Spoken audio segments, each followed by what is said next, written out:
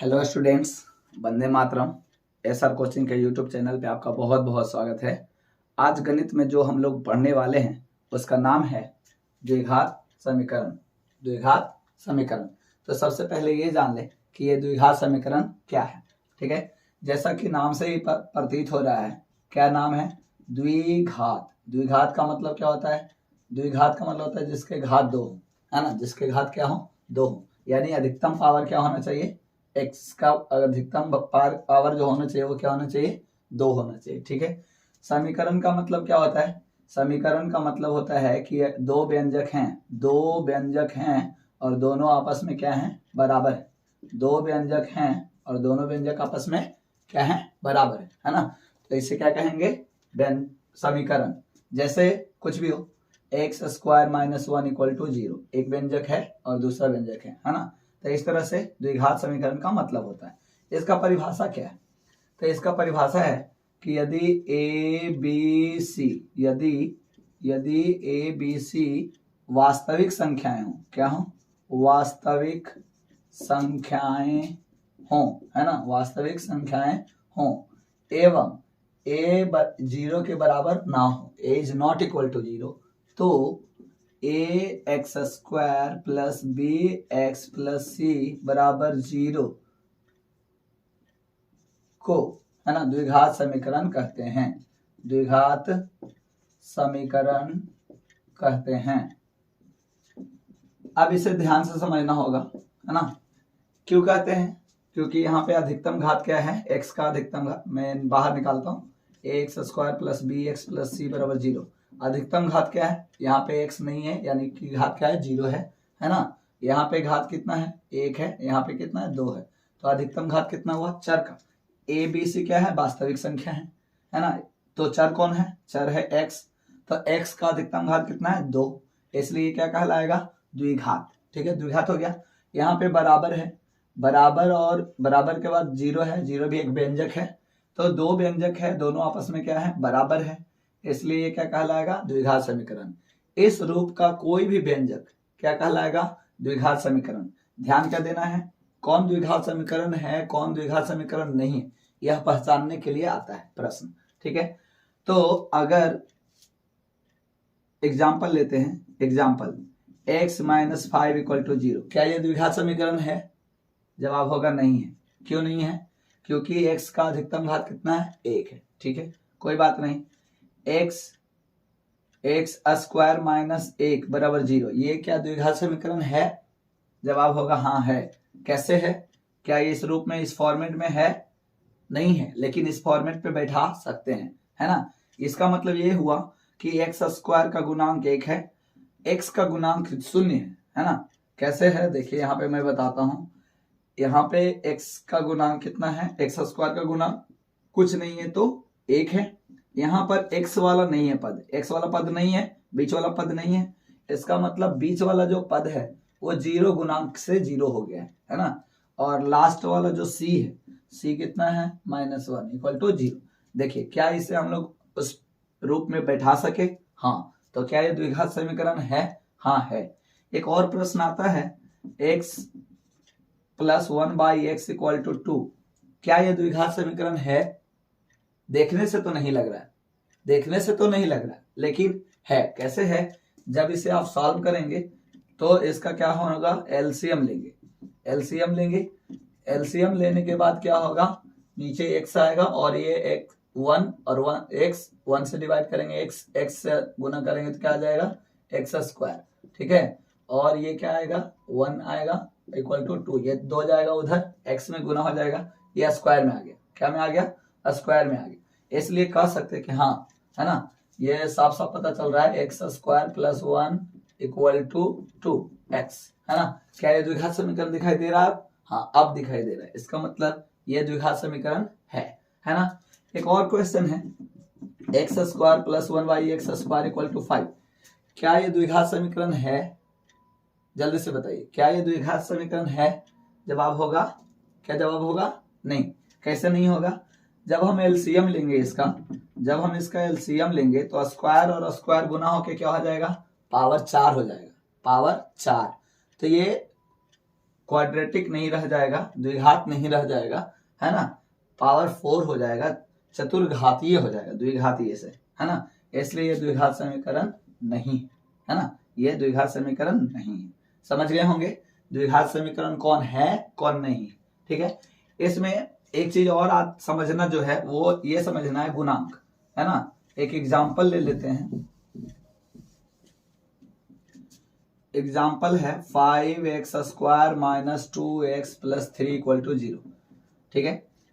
5x² - 2x + 3 = 0। तो इसमें गुणांक पूछता है कि गुणांक क्या है, तो गुणांक 3 गुणांक है इसमें, एक है x² पद के गुणांक, एक है x पद के गुणांक, एक है अचर पद के गुणांक, ठीक है। तो x² का गुणांक कितना है 5, x² का गुणांक कितना है 5, है ना। x² के गुणांक को क्या बोला जाता है a बोला जाता है, ठीक है। तो x² का गुणांक कितना है 5, इसलिए a कितना हुआ 5।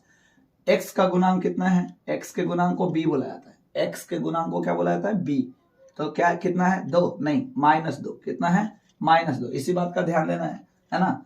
और c जो कि अचर पद है वो कितना है 3, यानी a b c तीनों क्या है वास्तविक संख्या है ना। b और c तो 0 हो सकते हैं बट a 0 नहीं हो सकते हैं, परिभाषा में ही है ना। a b c क्या है वास्तविक संख्या है और a 0 नहीं है, तभी इस रूप के कोई भी द्विघात समीकरण कहलाएंगे, ठीक है। समझ गए होंगे, द्विघात समीकरण पहचानना आ गया होगा, द्विघात समीकरण का गुणांक समझ गए होंगे, है ना, गुणांक। अब है एक और चीज है जिसका नाम है शून्यांक। क्या नाम है, शून्यांक, शून्यांक है ना, जीरोज। तो जल्दी से बताना है द्विघात समीकरण के कितने शून्यांक होते हैं, द्विघात समीकरण के कितने शून्यांक होते हैं, है ना। क्या जवाब है 2, जी सही जवाब है ना। द्विघात समीकरण के 2 शून्यांक होते हैं। मैंने बताया था एक वीडियो, पिछले वीडियो में, कि जितना घात बहुपद में जितना घात होता है उतना ही शून्यक होता है। अगर वो सरल है या कहें कि अगर वो रैखिक है तो उसका 1 शून्यक होगा, है ना। अगर वो द्विघात है तो उसके 2 शून्यक होंगे। अगर वो त्रिघातीय है, त्रिघातीय बहुपद है या त्रिघातीय समीकरण है तो उसके 3 शून्यक होंगे, है ना। तो यहाँ पर क्या है द्विघातीय, तो कितने शून्यक होंगे, शून्यकों की संख्या कितनी होगी 2 होगी, ठीक है। याद रखना है द्विघातीय का मतलब होता है 2 शून्यक वाला, ठीक है। हाँ, अब कौन होगा, तो मान लेते हैं इसमें पहला शून्यक जो होगा, दोनों का नाम अलग अलग है, पहला शून्यक का नाम है अल्फा और दूसरे शून्यक का नाम क्या है बीटा, है ना। 2 शून्यक होंगे, दोनों शून्यक का नाम अलग अलग दे देते हैं, एक का नाम है अल्फा, एक का नाम है बीटा, है ना। इतना तक समझ गए होंगे शून्यांक तक, है ना। शून्यांक होता क्या है, शून्यांक क्या है, शून्यांक की परिभाषा क्या है, तो वह मान, है ना, x का वह मान जो पूरे द्विघातीय व्यंजक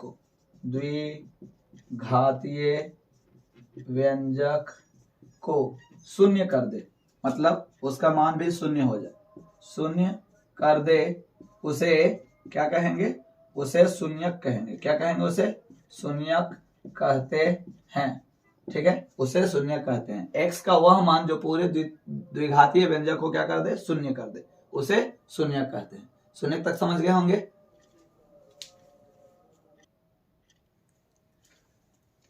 हाँ फ्रेंड्स, अब है कि द्विघात समीकरण के प्रकार क्या है, द्विघात समीकरण के प्रकार। तो द्विघात समीकरण के कितने प्रकार हैं, 2 प्रकार हैं। पहला है शुद्ध द्विघात समीकरण। क्या है, शुद्ध द्विघात समीकरण। शुद्ध द्विघात समीकरण क्या होता है, शुद्ध द्विघात समीकरण जो है इसमें 2 ही पद होते हैं। कौन से पद होते हैं, x², है ना, और कौन होते हैं c, ठीक है, = 0। इसका मतलब क्या हुआ, जिस द्विघात समीकरण के बीच वाला पद, यानी बीच वाला कौन, x का गुणांक वाला पद, ठीक है, x का गुणांक 0 हो, जिस द्विघात समीकरण के x का गुणांक, x स्क्वायर का नहीं, x स्क्वायर का गुणांक तो ये है, x का गुणांक क्या हो 0 हो। आप ऐसे समझ सकते हैं, x का गुणांक क्या हो 0 हो, है ना, x का गुणांक क्या हो 0 हो, ठीक है, उसे क्या कहेंगे, शुद्ध द्विघात समीकरण कहेंगे, ठीक है। दूसरा है मिश्रित द्विघात समीकरण, मिश्रित द्विघात समीकरण। मिश्रित द्विघात समीकरण क्या होता है? तो मिश्रित द्विघात समीकरण में तीनों पद होते हैं। तीनों पद हो या ना हो, तीनों पद जरूरी नहीं है, एक्स वाला गुणांक होता है, एक्स वाला गुणांक होता है ना। अगर हो सकता है कि ये सी क्या हो, 0 हो जाए तो भी होगा मिश्रित द्विघात समीकरण, और अगर ये सी रहेगा तो भी क्या होगा, मिश्रित द्विघात समीकरण। दोनों ही कंडीशन में, ये भी कंडीशन में और a x square plus b x plus c बराबर 0, इस कंडीशन में भी क्या कहलाएगा, मिश्रित द्विघात समीकरण कहलाएगा। ठीक है, मिश्रित द्विघात समीकरण, मिश्रित द्विघात समीकरण। ठीक है, तो दो हो गया, शुद्ध द्विघात समीकरण और मिश्रित द्विघात समीकरण। बारी बारी से समझ लें। आप जल्दी से बताइएगा, कमेंट करके बताइए कि ये क्या है, बताइए क्या है, शुद्ध द्विघात समीकरण। सही है, बिल्कुल सही है। इसमें कौन से पद नहीं है, एक्स वाला पद नहीं है। एक्स वाला पद नहीं है मतलब एक्स का गुणांक क्या है, 0 है, तो क्या कहलाएगा, शुद्ध द्विघात समीकरण। हाँ सही है, शुद्ध द्विघात समीकरण, इसमें एक्स का पद नहीं है। ठीक है, अब जल्दी से बताइए, x square minus 4x equal to 0। अब बताइए, जल्दी से बताइए क्या है। अच्छा हाँ ठीक है, ये मिश्रित द्विघात समीकरण है। कैसे, एक्स का गुणांक है, एक्स के गुणांक को पकड़ना है, एक्स का गुणांक है। ठीक है, हाँ तो एक्स का गुणांक है तो क्या हो गया, मिश्रित। अगर नहीं है एक्स का गुणांक तो क्या हो गया, शुद्ध। ठीक है, समझ गए होंगे, बिल्कुल सही। तो इस तरह से द्विघात समीकरण के दो प्रकार है ना, दोनों प्रकार को याद रखना है, एक एक बार क्वेश्चन आया हुआ है ना, तो इसको समझ लेना है ध्यान से। हाँ अब है बारी द्विघात समीकरण को हल कैसे करें, है ना, द्विघात समीकरण को हल कैसे करें। ठीक है, तो बहुत ही सिंपल, हम लोग क्लास 8 क्लास से गुणनखंड सीखते आ रहे हैं, है ना। 8 में गुणनखंड था, 9 में गुणनखंड था, 9 में भी पढ़ना था थोड़ा सा द्विघात समीकरण। तो द्विघात समीकरण को हल करने का दो तरीका है। ठीक है, पहला तरीका मैं बता देता हूं, पहला तरीका है गुणनखंड विधि द्वारा। ठीक है, गुणनखंड करके, गुणनखंड करके। ठीक है, गुणनखंड करके मतलब क्या होता है, यहाँ पे a x plus a x square plus b x plus c equal to 0 है। क्या करते हैं, इसको बीच वाले भाग को यानी एक्स के गुणांक को ऐसे दो हिस्सा में तोड़ते हैं, ऐसे दो हिस्सा में तोड़ते हैं कि जिसका गुणनफल ए और सी के गुणनफल के क्या हो जाए, बराबर हो जाए। इसका गुणनफल ए और सी के गुणनफल के क्या हो जाए, बराबर हो जाए, और जोड़ने और घटाने के बाद जो ऊपर मूल रूप से दिया हुआ है वही आए, वही प्राप्त हो, है ना। तो इस तरह से दो हिस्से में तोड़ के हम लोग जो हल करते हैं उसे क्या कहते हैं, गुणनखंड करके या गुणनखंड विधि से द्विघात समीकरण को हल करना, है ना। तो एक तो ये हो गया, इसमें क्या ध्यान दिया जाता है, एक्स वाले पद को दो हिस्से में गुणनखंड किया जाता है, दो गुना के खंड में तोड़ा जाता है। ठीक है, और दूसरा तरीका क्या है, दूसरा तरीका जो है वो है दूसरा तरीका जो है उसका, हाँ विवेचक, विवेचक या विविक्तर ज्ञात करके, विवेचक या विविक्तर ज्ञात करके। ठीक है, ज्ञात करके ये क्या होता है, ये क्या होता है बता देता हूं, b square minus 4ac, b square minus 4ac को क्या कहा जाता है, को किसी भी द्विघात समीकरण का, द्विघात बहुपद का क्या कहा जाता है, विवेचक या विविक्तर कहा जाता है, विवेचक कहा जाता है। ठीक है, और इसे डी द्वारा सूचित किया जाता है। ठीक है, इसे डी द्वारा सूचित किया जाता है। हाँ स्टूडेंट्स, तो बोल रहे थे कि विवेचक ज्ञात करके, है ना, विवेचक या विविक्तर दोनों, ये ऑब्जेक्टिव में आया हुआ प्रश्न है, बहुत बार आता है। विवेचक क्या है या विवेचक को क्या सूचित करते हैं। ठीक है, तो बी स्क्वायर माइनस 4ac को ही विवेचक कहा जाता है। इसे डी से इसलिए सूचित किया जाता है कि इसका होता है डिस्क्रिमिनेंट, इसका इंग्लिश में जो नाम है डिस्क्रिमिनेंट, इसीलिए इसका पहला अक्षर क्या है, डी, तो डी से सूचित किया जाता है। ठीक है, अब कहेंगे कि इसे कैसे निकलेगा एक्स का मान, एक्स का मान निकालने का इसका फॉर्मूला है minus b plus minus root d बटा 2a। ठीक है, minus b plus minus root d बटा 2a, जी यही है विवेचक ज्ञात करके निकालने का तरीका, फॉर्मूला। ठीक है, इसमें क्या करना होता है, डी निकाल लेना होता है, डी यानी कि विवेचक यानी कि बी स्क्वायर माइनस 4ac। इसका मतलब ये हुआ कि अगर बी स्क्वायर माइनस 4ac निकाले हुए हैं तब ये फॉर्मूला लगाना है, अगर नहीं निकाले हुए हैं तो इसका फॉर्मूला जो है माइनस बी प्लस माइनस यहाँ पे क्या लिखना है, बी स्क्वायर माइनस 4ac बटा 2a, है ना, बटा 2a। ये प्लस माइनस क्यों? क्योंकि हम लोग ने पहले ही पढ़ा है कि द्विघात समीकरण के दो मूल हैं, एक प्लस के मूल होंगे जो अल्फा कहलाएंगे, है ना, और एक माइनस के मूल होंगे ये बीटा कहलाएंगे। आप ऐसे समझ लें कि डायरेक्ट 2 होता है, एक्स का जो मान होता है वो 2 मान होएगा, 2 मान आएगा तो पहला मान क्या आएगा? अल्फा। तो अल्फा के लिए क्या हो जाएगा? Minus b plus root under, है ना, plus root under b square minus 4ac बटा 2a। ठीक है, ये हो गया किसके लिए? अल्फा के लिए। अगर यही बीटा के लिए निकालेंगे तो क्या हो जाएगा? Minus b minus root under b square minus 4ac बटा 2a। ये जो है वो अल्फा के लिए है और ये जो है वो बीटा के लिए, है ना। दोनों के सम्मिलित रूप को ही क्या कहते हैं? एक्स। क्यों? एक्स 2 आता है, एक्स का मान 2 आता है, तो 2 शून्य होता है ना, इसलिए एक्स का मान 2 आता है। तो एक्स का मान 2 आता है तो दोनों का यहाँ पे सिंबल डाला हुआ है प्लस माइनस, है ना, दोनों का एक साथ लेके चलेंगे, लास्ट में जहां तक जाएगा, ठीक है, लास्ट में उसको अल्फा और बीटा में बांट दें। ये ज्यादा अच्छा तरीका है, ये उपयुक्त तरीका है ना। इसमें क्या है? मेहनत कम करना पड़ता है। इसमें क्या है? दोनों को सॉल्व करना पड़ता है अलग अलग से, और इसमें क्या है? एक ही को सॉल्व करते गए, लास्ट में केवल 2 हिस्सा कर दिए। ठीक है, तो आप ध्यान रखेंगे, ये तो गुणनखंड करके आता ही है। अगर नहीं आता है तो मैं एक एग्जाम्पल से समझा दूंगा, ठीक है, कि कैसे ये बनाना है, और बोर्ड परीक्षा में आए हुए प्रश्न को भी मैं शामिल करूंगा ताकि आप इसे आसानी से समझ सकें। हाँ फ्रेंड्स, एक प्रश्न है ना, x square minus 3x minus 10 equal to 0 के मूल गुणनखंड के द्वारा ज्ञात करें, यानी गुणनखंड विधि से ज्ञात करें। अब कैसे करेंगे? तो हल करते वक्त इस बात का ध्यान देंगे कि गुणनखंड कह रहा है ना, तो गुणनखंड ही करेंगे, दूसरा विधि का प्रयोग नहीं करेंगे, है ना, चाहे कितना भी आसान क्यों ना हो दूसरा विधि, हम लोग इसी विधि का प्रयोग करेंगे। तो ये क्वेश्चन है, इसको कैसे हम लोग हल करें? तो पहले हम लोग जानते हैं, पहले से हम लोग जानते हैं कि इसको क्या करना है? 2 हिस्से में तोड़ना है।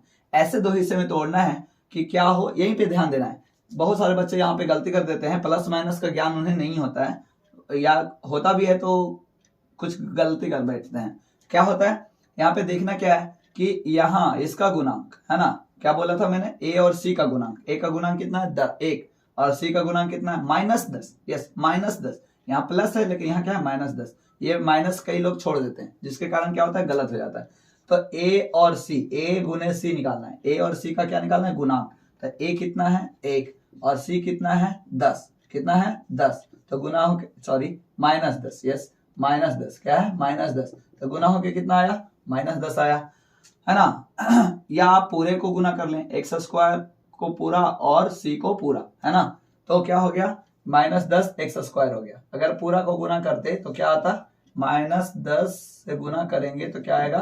-10 एक्स स्क्वायर, है ना। अब क्वेश्चन क्या है कि इसको गुणनखंड विधि से हल करना है।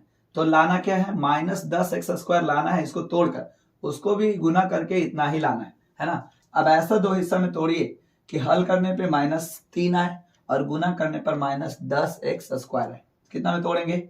कितना में तोड़ेंगे? तो नहीं समझ में आ रहा है। तो एक तरीका है कि आप इसके कोफिशिएंट, यानी आप इसके गुणांक को माइनस छोड़कर क्या करें? गुणनखंड निकालें। 2 से कितने बार में? 5 बार में। फिर 5 से कितने बार में? 1 बार में, है ना। तो इसी में बस टूट गया। आप देखिए 5 और 2 में टूटेगा। आप क्या करें? 2 को 1 से गुना कर लें, या 5 को भी 1 से गुना करेंगे तो क्या आएगा? 2 और 5 ही आएगा। तो 2 हिस्सा हो गया। क्या क्या हो गया? 1 हो गया 2, 1 हो गया 5, यही दोनों में टूटेगा। तो क्या हम यहाँ पे ऐसा ही 2x और यहीं 5x ऐसा ही रख लें? नहीं, यहाँ पे ध्यान क्या देना है? किसी एक को प्लस और किसी एक को माइनस लेना पड़ेगा। क्यों? 5 और 2 दोनों को जोड़कर तो नहीं ला सकते -3, है ना। ठीक है, अगर घटा के लाते हैं, घटा के लाएंगे, इतना तो पता है कि 5 में 2 घटाएंगे तो 3 आएगा। लेकिन 5 अगर पहले लेते हैं प्लस में और 2 लेते हैं माइनस में, तब तो नहीं आएगा, क्योंकि +3 नहीं है ना। अगर 5x लेते हैं और माइनस 2x लेते हैं तो घटा के तो 3x आएगा जरूर, लेकिन ये -3x नहीं आएगा। तो क्या करना है? इसी बात का ध्यान देना है कि हाँ, इस बात का ध्यान देना है कि -5x लेना है और +2x लेना है। बड़ा वाला का चिन्ह ये हुआ, ठीक है। ध्यान क्या देना है कि जो बड़ा भाग में टूट रहा है उसको यही चिन्ह दे, है ना। बड़ा वाला जो भी है उसको ये x का जो गुणांक है उसका चिन्ह दे। तो देखिए बड़ा कौन है? 5। बड़ा कौन है? 5। तो 5 को कौन सा चिन्ह देंगे? ये माइनस वाला, है ना, माइनस वाला। तो अब 3 लाना है, तो इसमें 2 क्या करेंगे प्लस, तो क्या हो जाएगा 3 बचे, -3 बचेगा। ये हो गया तोड़ने का तरीका, है ना। यहाँ पे बराबर का चिन्ह है इसलिए यहाँ पे तीर लगाना नहीं भूलेंगे, एरो का निशान देंगे। ये क्या हो गया x² - 5x + 2x - 10 = 0। अब है कि आसानी से सॉल्व हो जाएगा, है ना। कैसे सॉल्व हो जाएगा, तो दो दो करके 1 2 3 4, पहले 3 पद था, अब 1 2 3 4 पद हो गया है, 4 पद हो गया है ना। तो 4 पद जब हो गया है तो हम लोग दो दो पद का गुणनखंड निकालें। इन दोनों में क्या कॉमन है x, क्या दोनों मिल रहा है x निकाल लिए 2 तो 1 बचा, 1x बचा, और यहाँ क्या बचा x निकाल लिए तो -5, ठीक है। अब इन दोनों में क्या कॉमन है दिख रहा है, हाँ 2 प्लस या माइनस, प्लस, ठीक है प्लस, यहाँ 2 निकालिए तो क्या बचा x, यहाँ 2 से भाग दे दिए, निकालिए मतलब कॉमन निकालिए तो भागा पड़ा, भाग कॉमन निकालने का मतलब होता है भाग देना, ठीक है। तो 2 से भाग दिए तो कितना बचा -5 = 0। अब इन दोनों में क्या कॉमन है, अब देखिए 4 पद से कितना पद में बट गया, 2 पद में बट गया, है ना। 1 2 3 4 पद था, अब ये 2 पद में बट गया। अब इन दोनों में देखना है कि क्या कॉमन है, कुछ दिखाई दे रहा है, यस x - 5 तो x - 5 अगर हम लोग निकाल ले, x - 5 अगर निकाल ले तो क्या बचेगा, इसमें x बचेगा, ठीक है, और इसमें क्या बचेगा +2 बचेगा। कई बार ऐसा होता है कि ये निकाला हुआ इधर रहता है, कोई दिक्कत नहीं है, आप ये कॉमन इधर निकालिए या इधर निकालिए। कॉमन लेने का मतलब क्या होता है कि आप गुना में निकाल रहे हैं, गुणन के खंड में तोड़ रहे हैं, तो गुना करेंगे तो सेम आएगा। क्यों, जैसे 2 × 3 करते हैं तो 6 होता है, अगर हम 3 × 2 करेंगे तो क्या आएगा, तो भी 6 आएगा, यानी आंसर पे कोई फर्क नहीं पड़ेगा, है ना। तो इस तरह से ये समझ में आता है क्या कि अगर ये कॉमन x - 5 को पहले लिखें और आंसर में अगर ये बाद में लिखा हुआ है तो कोई दिक्कत नहीं, ठीक है।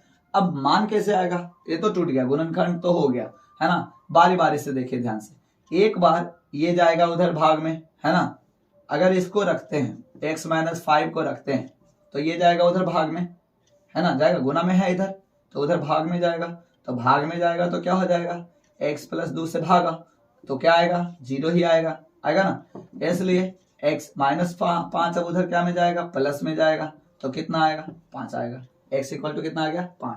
इसी तरह से अगर हम x + 2 को रखते हैं, है ना, किसको रखते हैं x + 2 को रखते हैं, तो ये x - 5 क्या में जाएगा उधर भाग में, है ना, गुना में है तो उधर क्या में जाएगा भाग में, कौन जाएगा x - 5, ठीक है। तो x - 5 जाएगा भाग में तो क्या हो जाएगा 0 हो जाएगा। अब ये 2 उधर जाएगा, क्या में जाएगा माइनस में जाएगा, तो 0 - 2 क्या कहलाएगा -2। इस तरह अल्फा बीटा निकल गया। x का मान भी कर सकते हैं, x का मान क्या आया 5 आया और -2 आया, यानी अल्फा आया 5 और बीटा आया -2। इस तरह से गुणनखंड विधि से हम लोग हल कर सकते हैं, ठीक है। हाँ फ्रेंड्स, द्विघात समीकरण निकालने का एक और तरीका है ना, वो क्या तरीका है, पूर्ण वर्ग कर द्विघात समीकरण को हल करें। कभी कभी परीक्षा में आ जाता है कि द्विघात समीकरण को ऐसा नहीं हल करना है, कैसे हल करना है, पूर्ण वर्ग करके द्विघात समीकरण को हल करना है। तो मैं जल्द से बता दूं, है ना, मैंने बोर्ड पे सारे लिख दिए हैं स्टेप्स, मैं केवल समझा देता हूँ पूर्ण वर्ग कर हल कैसे किया जाता है। सबसे पहले जो समीकरण दिया हुआ है उसके x² के गुणांक को क्या करना है 1 बना लेना है, x² के गुणांक को क्या करना है 1 बना लेना है। ये कैसे बनाएंगे, तो x² के जो भी गुणांक रहेंगे उसे क्या करेंगे भाग दे देंगे, पूरे समीकरण में दोनों तरफ क्या करेंगे भाग दे देंगे। जैसे मान लिया जाए कि 4x² लिखा हुआ है 4x², तो हम क्या करेंगे पूरे दोनों तरफ पूरे समीकरण में क्या करेंगे 4 से भाग दे देंगे, तो क्या होगा x² का गुणांक क्या हो जाएगा 1 हो जाएगा। फिर क्या करेंगे x वाले पद को एक तरफ रखेंगे, अचर पद को दूसरे तरफ रखेंगे, यानी कि x² और x वाले को इधर बाएं तरफ रखना है LHS में, और जो नंबर वाला रहेगा उसको क्या करना है RHS में कर लेना है। स्टेप 3 में क्या है, x के आधा का गुणांक, x का गुणांक का आधा, x के गुणांक का आधा यानी बीच वाले पद का जो गुणांक आ रहा है उसका आधा का वर्ग दोनों तरफ क्या करेंगे जोड़ेंगे, है ना। बीच वाले पद के आधे का गुणांक, बीच वाले पद के गुणांक का आधा का वर्ग, ध्यान देना है क्या करना है वर्ग।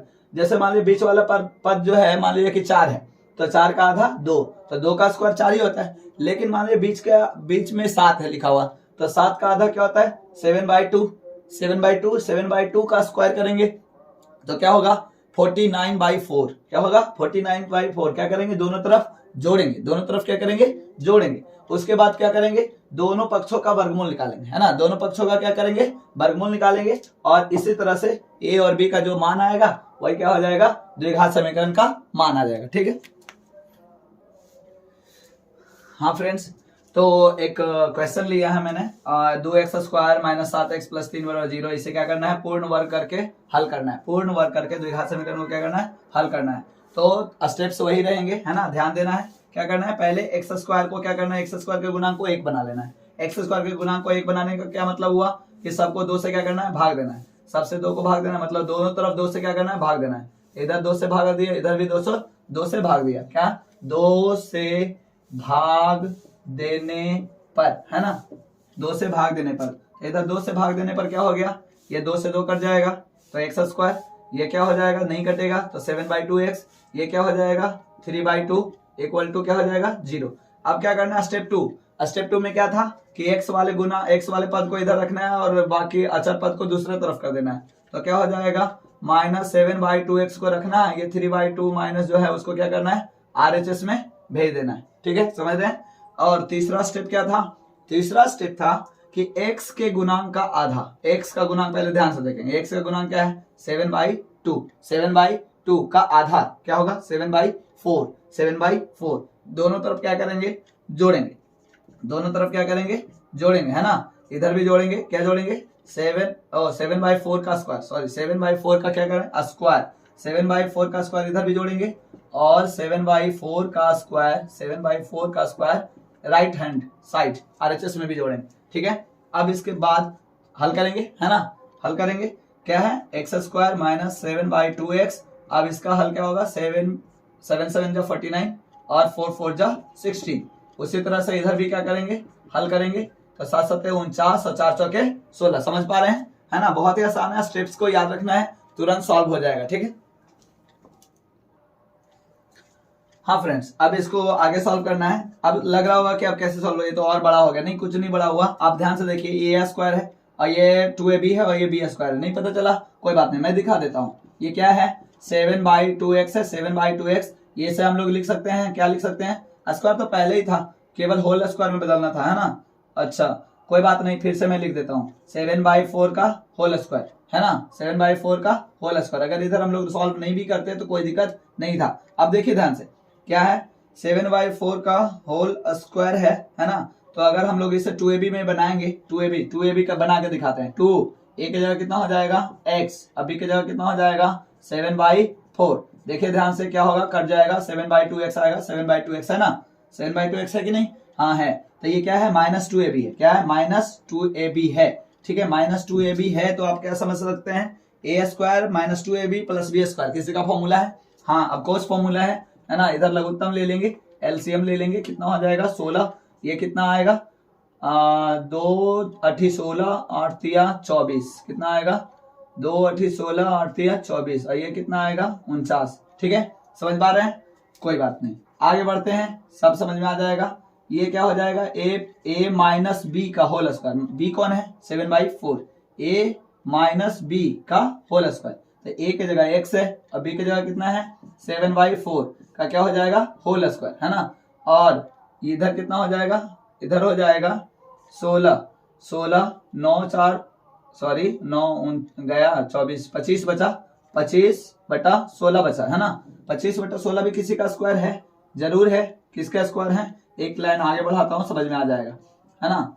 ये इधर स्क्वायर है तो उधर भी स्क्वायर करते हैं, 5/4 का क्या है स्क्वायर है, स्क्वायर से स्क्वायर क्या हुआ कट गया, तो क्या आ गया x - 7/4 = 5/4 आ गया ना। अब इससे x का मान आ जाएगा, x का मान क्या आ जाएगा, ये जाएगा उधर, क्या हो जाएगा प्लस में 5/4 और प्लस में जाएगा क्या हो जाएगा 7/4। ठीक है, एलसीएम ले लेंगे, एलसीएम लेंगे 4, 5 + 7 यानी कि 12/4 कट जाएगा 3। अब आप सोच रहे होंगे कि इसका 2 आंसर आना चाहिए था, 2 आंसर नहीं आया। यहाँ पे मैंने क्या किया स्क्वायर निकाल के काट दिया है। अगर इसी को वर्गमूल निकालते, वर्गमूल तो क्या आता प्लस माइनस, क्या आता प्लस माइनस जी।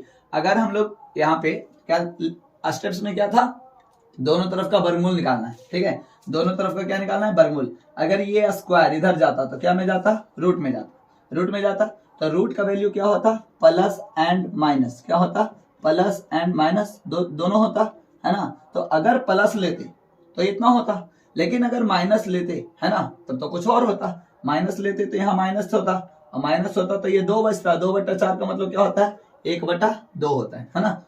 अगर हम लोग माइनस लिए होते माइनस तो क्या होता, 1/2 होता। समझ गए होंगे। इस तरह से पूर्ण विधि को पूर्ण वर्ग करके द्विघात समीकरण को हल किया जा सकता है, ठीक है। स्टेप्स ध्यान में रखना है। क्या है स्टेप्स, बहुत ही सिंपल है। आपको 4 स्टेप्स याद रखने हैं। पहला स्टेप्स है कि x के गुणांक को क्या कर लें, 1 बना लें। 1 बनाने के लिए जितना अगर x के साथ लगा हुआ है उससे गुना कर दे। अगर नहीं दिया हो तो बहुत अच्छी बात है ना। दूसरा स्टेप्स में क्या था कि x वाले पद को LHS में रखना है और अचर पद को क्या करना है, RHS में रखना है, ठीक है। तीसरा क्या था कि x के गुणांक का आधा है ना, x के गुणांक का आधा। तो x का गुणांक क्या है, कितना है देखिए तो 7/2 है ना। 7/2, 7/2 का आधा 7/4 का वर्ग है ना। 7/4 का वर्ग दोनों तरफ क्या करना है, ऐड करना है, जोड़ना है, दोनों तरफ जोड़ना है। यहाँ पे लिख देते हैं है ना, क्लियर हो जाएगा। क्या करना है, 7/2 का आधा है ना, का वर्ग का स्क्वायर, ठीक है, ऐसे कर देते हैं स्क्वायर, दोनों तरफ जोड़ने पर, ठीक है। ये कंडीशन आया है ना, ये कंडीशन आया। इसको आगे बस सॉल्व कर देना है। क्या लास्ट में क्या था, चौथा स्टेप कि दोनों का वर्गमूल निकालना है। दोनों का क्या निकालना है, वर्गमूल है ना। तो इधर का वर्गमूल निकालेंगे तो स्क्वायर कट जाएगा, इधर का वर्गमूल निकालेंगे तो रूट में जाएगा है ना। रूट में जाएगा तो फिर इसका प्लस माइनस वैल्यू आएगा। प्लस लेंगे तो एक एक्स का अलग वैल्यू आएगा, और अगर माइनस लेंगे तो एक्स का दूसरा वैल्यू आएगा। इस तरह से अल्फा और बीटा यानी एक्स के 2 मान निकल जाएंगे।